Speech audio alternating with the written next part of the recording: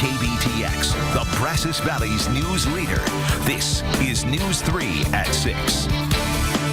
It is Election Day in the United States, and voters have turned out across the Brazos Valley. And with only 1 hour left until polls close, we have a team across Brazos County bringing us the latest from multiple polling locations. News 3's Whitney Miller live for us at Aldersgate Methodist Church in College Station with a look at some of the shorter lines. Whitney?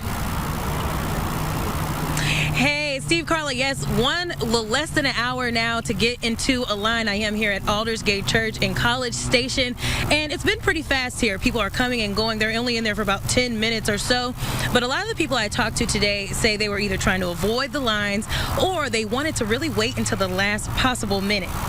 But the lines are just real long, so I looked at the closest place to vote, and it was this place.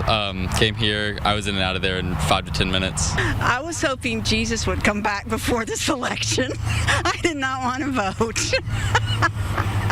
I considered waiting till 7 o'clock, but I went ahead and did it this morning. Now you do have some options when you want to skip some of those lines.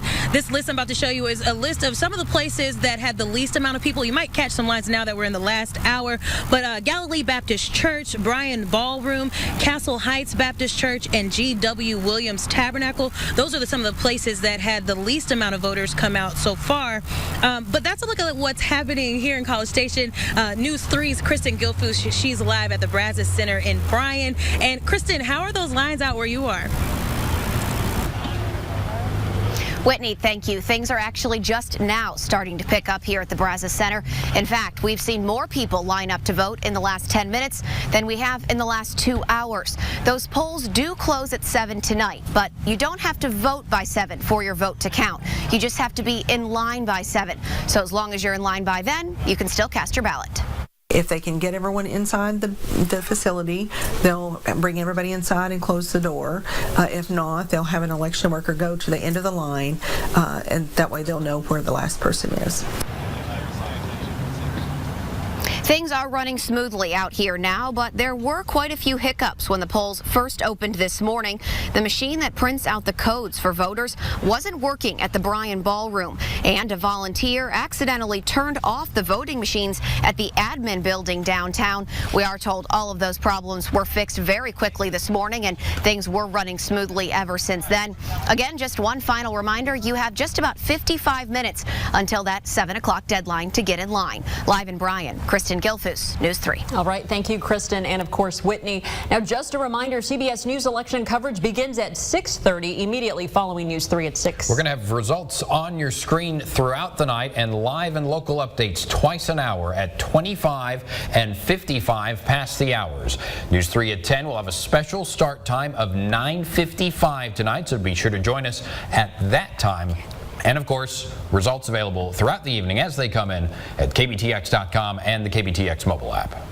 College Station's new hands-free driving ordinance goes into effect tomorrow. But one group says the law needs a little more teeth. News 3's Rusty Surrett explains. Beginning Wednesday, it'll be illegal for drivers in College Station to have a phone in their hands while driving. Traffic is going to run a lot smoother. Mike Guidry's happy to see the new ordinance. He knows all about the dangers of distracted driving. While you're texting and driving, you're taking away 37% of your brain activity. On this Friday morning, we rode around town with Guidry, who's with Texas A&M's AgriLife Extension. Perfect. Look at the van.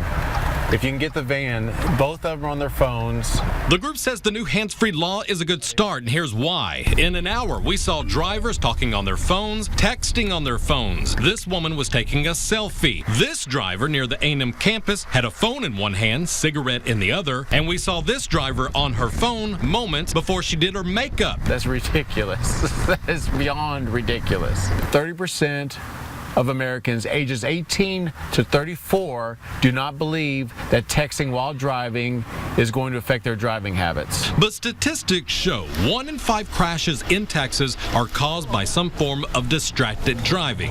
And that's why Guidry and his group will continue pushing for something more strict. I sincerely hope, though, that legislation will pass to do a Texas-wide zero tolerance for all cell phone devices.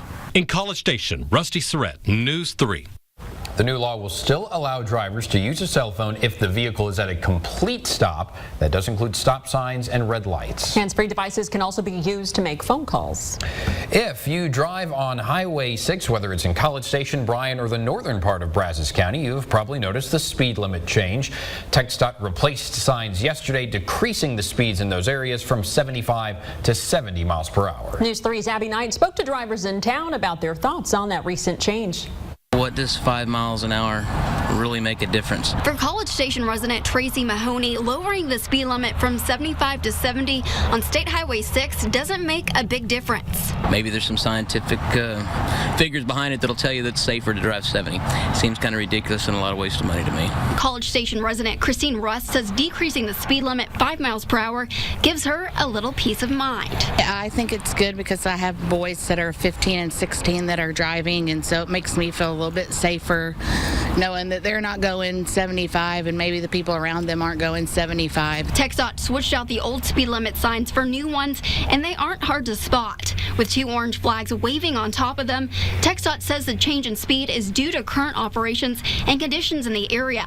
But the new speed limit isn't exactly new. State Highway 6 increased to 75 miles per hour back in 2013. Russ says the increased speed didn't shave any time off of her commute. You're going short distances, so it doesn't really matter if you're going 75 or 65. You're going to get there about the same time anyway.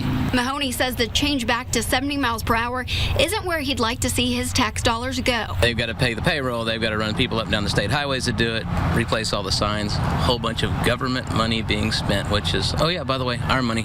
In College Station, Abby Knight, News 3. The speed limit changes for State Highway 6 from OSR to the South College Station city limit. Cloudy and cool on this election night. Chief Meteorologist Shel Winkley's got your full forecast. And you are invited to the grand opening of one of A&M's newest buildings this week. We'll preview the facility ahead.